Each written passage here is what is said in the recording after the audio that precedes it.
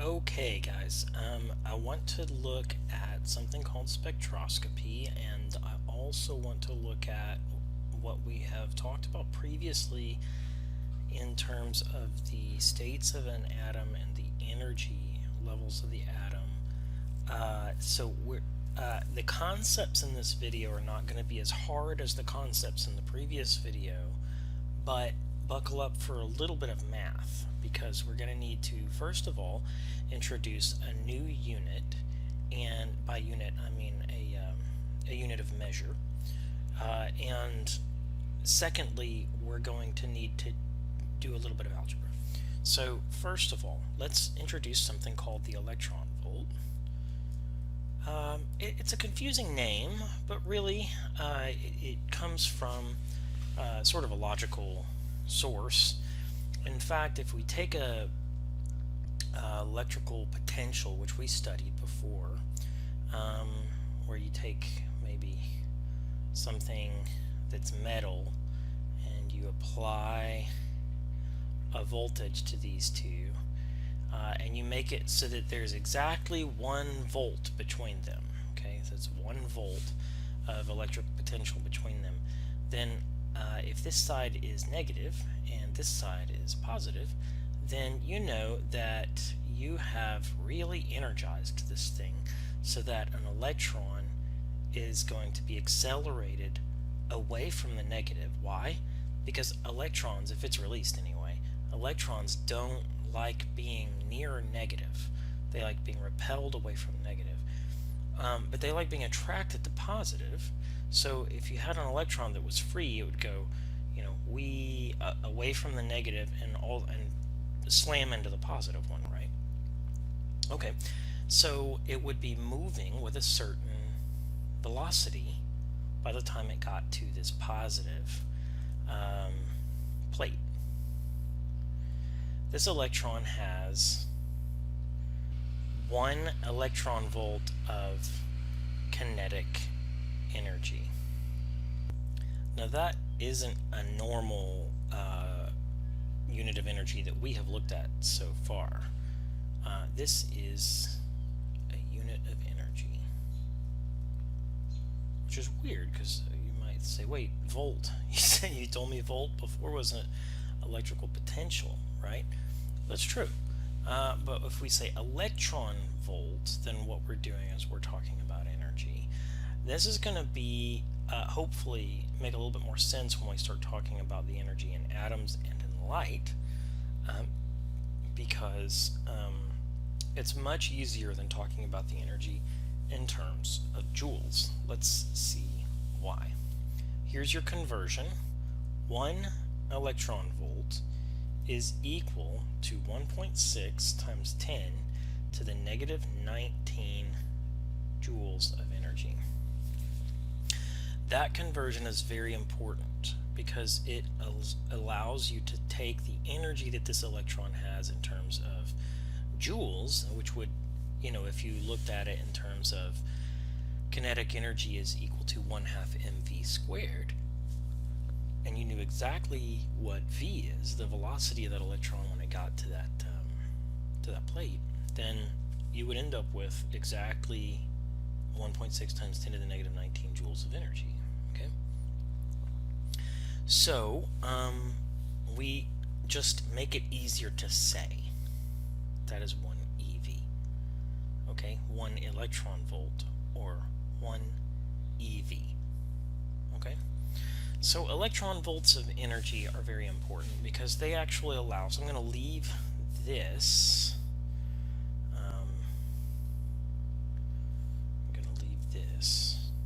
but I'm going to erase everything else, so that what we can do is look at an atom and what occurs in the atom. Now before we do that, I've promised you that you should be able to see the genius of Bohr before we connect this, right? So before we're done with this video. Alright, let's talk about spectroscopy. Spectroscopy. Now the spectroscopists, what they would do is they would take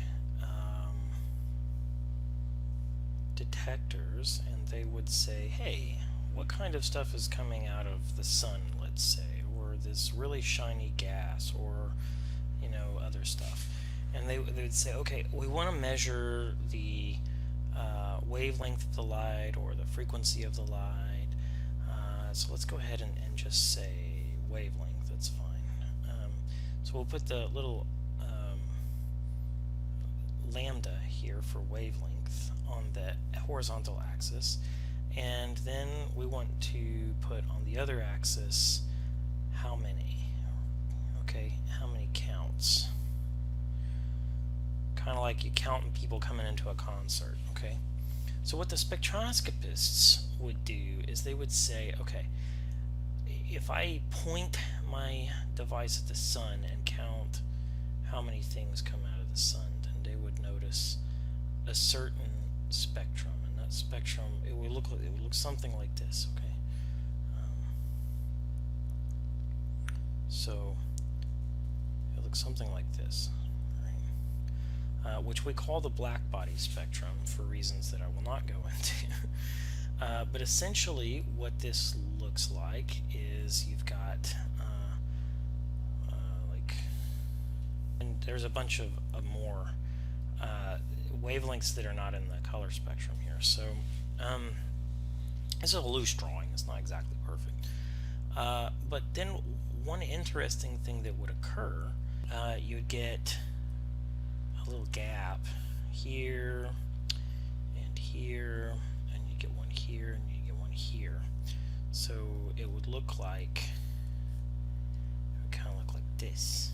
You have like a little gap, a little gap, a little gap, and a little gap. So you have 4 little gaps in here, just nothingness there where you wouldn't get any light at all. And their big question was, why? Like, why did this happen, right? And so what Bohr did was he said, I'll tell you what happened. There were atoms that were absorbing light, and they were doing it exactly according to my new Bohr model, right? So what he did was he said, well, I'll tell you what's happening here. If you have a hydrogen atom outside the sun, then it has 1 proton in the middle, right? So just a little plus charge. And then you've got an electron somewhere out here, maybe let's say up here, right? And that electron falls to this level. And when it does, it loses exactly a certain amount of energy. Okay? What amount of energy? Well, if we wanted to talk about that amount of energy in joules, it would be given as the energy of each of these states, where you'd say n equals 1 or n equals 2. And we're not going to worry about SPD, F, and all that right now. Just energy of the n equals 1 shell, energy of the n equals 2 shell, energy of the n equals 3 shell, and so forth. Well, that would be some kind of blah, blah, blah, blah, 10 to the negative 18, blah, blah, blah, blah. We don't really want to look at it in terms of joules because it's just so messy. So instead, let's look at it in terms of electron volts. Yay. So electron volts, this is much easier. What we're going to be saying then is for the energy of an atom is 0 if it's just sitting somewhere way far away from our atom. So let's actually draw like a diagram here where we say we have like a hill. Okay, it's like this. It's a pit, in other words. And I'm going to make that a little prettier. Okay, and so if this pit is such that you're very far away from the atom, then you have 0 energy. Okay, so the 0 energy level looks like this, meaning that if you got 0 energy, well, you're not really over here zooming around this proton. You're also not zooming around out there, getting groceries or whatever. You're actually just sort of sitting there with nothing to do, right? But if you get sucked into the atom, on the other hand, then you have negative energy. You have energy that is below the 0 point. So we should put a negative sign there. Okay, you're always going to have less than 0 amount of energy if you're down in a hill. What does that mean? It means that if you're stuck here in this hill, someone has to kick you in order to get you out of the pit, right? So they have to give you a certain amount of energy to get you out of the pit. Or in other words, if this is an electron, someone would have to give you a certain amount of energy to get you to escape from the atom. So you've got negative energy, and you can look at this if you like it in terms of money, because I said that energy is the bank account of the universe, right? So if you wanted to look at this in terms of money, you could consider it like debt. Like if you're connected to an atom, you're in debt, and this is how much you have to pay to escape. Okay. Okay. So this is given according to Bohr as negative 13.6 electron volts, and then times 1 over whatever the level is that you're at, n equals 1, n equals 2, n equals 3 squared. Now, or another way to write this is just like this, because the 1 squared is just 1, so nobody really cares about that. So really it's this n squared that matters. So we can actually find the energy levels for this hydrogen atom here by saying, okay, for a hydrogen atom, the energy level at n equals 1 is, we would replace the n, we would replace that with a 1. Well, what is 1 squared? Well, it's just 1. So that means that this is going to be negative 13.6 electron volts. And if you wanted to convert that to joules, you can. It would be a tiny number. And then we can say, well, now what is the energy level of the n equals 2 level, right? So the n equals 2 level would be, well, let's see, that's 13.6 eV, electron volts, times 1 over 2 squared, or 1 over 4, because 2 squared is 4.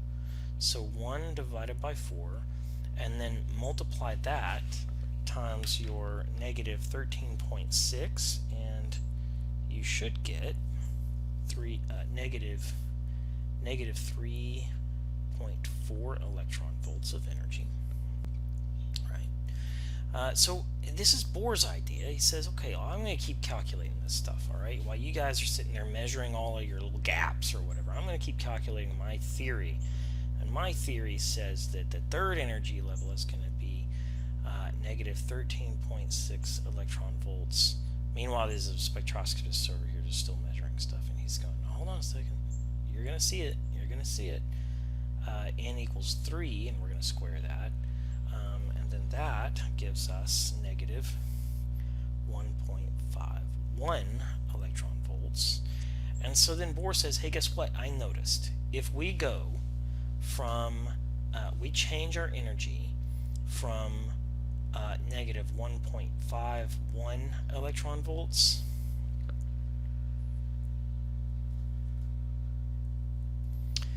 to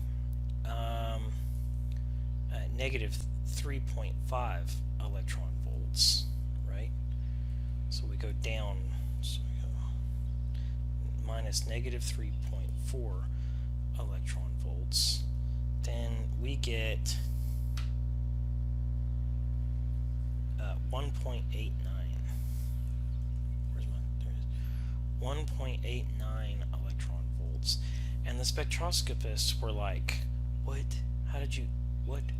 1.89 electron volts is exactly the energy of the light that is at one of these, I don't remember which one it is, but one of these gaps is exactly 1.89 electron volts. How did you figure that out? And Bohr was like, because I'm a genius. So, actually I think it was the purple one. No, wait, 1.889 would be, that would be over here in the green, I believe. So, Bohr is saying, look, not only, all right, not only can I calculate the ones that you've already got, but since you guys aren't really that great at your instruments, what I'm going to do is I'm going to say, if I have an electron in my model that goes from negative 3.4 eV, which is like around up here, right? And then, so this is n equals 2, and then n equals 3 is up here, n equals 1 is way down here, right?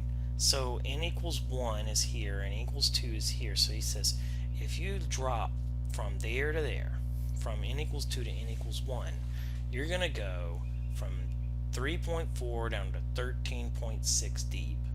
And that's going to give you something like almost 10, or about 10 electron volts, which you can't measure yet because your instruments aren't good enough, spectroscopists.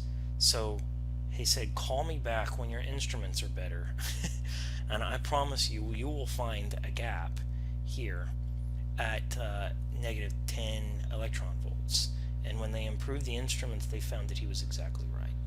So this is why the Bohr theory was so important. Okay, this equation is going to be very important. There are other equations in your chapter that actually equate the photon energy with this energy, but I don't want you to worry about that. I just want you to be able to calculate the energy of a state. So if you need to be able to calculate the difference in energy between two states, or just simply the energy of a single state. So I could ask you, what is the energy of the n equals 3 level of an atom? And when I do that, you should be able to calculate this value here, right? And if I ask you what is the difference in energy between, say, the n equals 6 and the n equals 4 level, that should not be terribly difficult for you to do. All you have to do is just plug it in this equation for n equals 6, plug it in this equation for n equals 4, and then just take the difference between the two. That is the amount of energy that you change from one location to another. So it's like dropping from, like dropping from here to this level right here, right? Or dropping from here to this level right here, okay? All right, that is the general idea behind Bohr and spectroscopy, and hopefully this wasn't too much of a bore. So, okay, if you've got questions, bring them with you on our morning sessions, and I believe that is all the remaining atom videos for this week. So we should have a quiz on Tuesday and a quiz on Thursday based on atoms. Okay.